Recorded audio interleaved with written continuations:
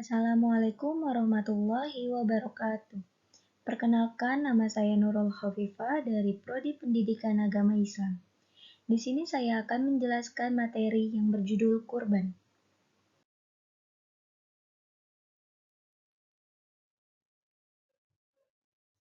Bagaimana kurban menurut istilah hukum Islam?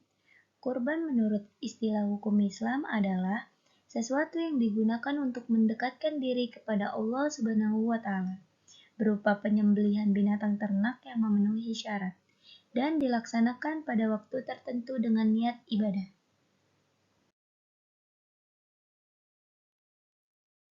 Bagaimana syarat binatang yang disembelih? Syarat binatang yang disembelih ada dua. Yang pertama, binatang yang akan disembelih masih dalam keadaan hidup. Dan yang kedua, binatang yang akan disembelih adalah binatang darat yang halal, baik zatnya maupun cara memperolehnya. Bagaimana sunnah-sunnah dalam menyembelih?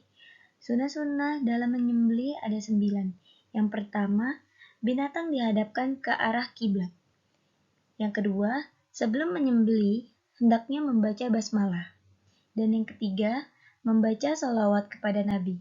Yang keempat, menajamkan alat penyembelihan agar dapat mengurangi kadar sakit.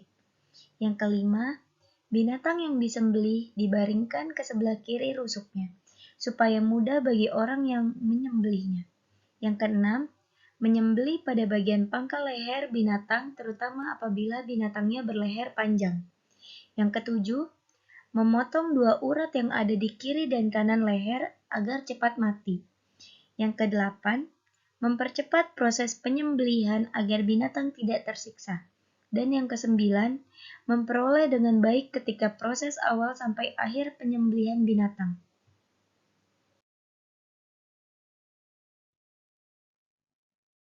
Binatang apa saja yang boleh dikurban? Binatang yang boleh dikurban itu ada unta, sapi, dan kambing.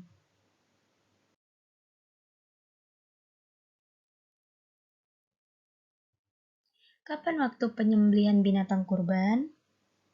Waktu pelaksanaannya adalah tanggal 10 Zulhijjah pada hari raya Idul Adha atau hari tasyrik, yaitu 11, 12, dan 13 Zulhijjah. Bismillahirrahmanirrahim. Inna a'tainakal kautsar. Fasholli lirabbika wanhar. Inna shaniyaka huwal abtar. Yang artinya, sungguh kami telah memberimu Muhammad nikmat yang banyak. Maka laksanakanlah sholat karena Tuhanmu, dan berkurbanlah sebagai ibadah dan mendekatkan diri kepada Allah. Sungguh, orang-orang yang membencimu dialah yang terputus dari rahmat Allah. Surat Al-Kautsar ayat 1-3.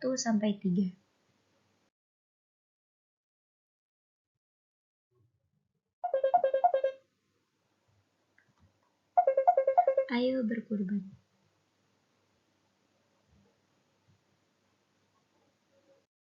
Kurban.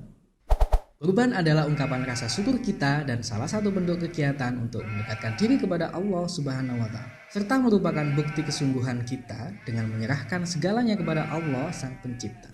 Seperti kisah Nabi Ibrahim alaihissalam yang mengikhlaskan putra satu-satunya yang sangat beliau cintai, yaitu Nabi Ismail. Dengan perintah Allah, maka beliau rela untuk mengorbankan putranya tersebut.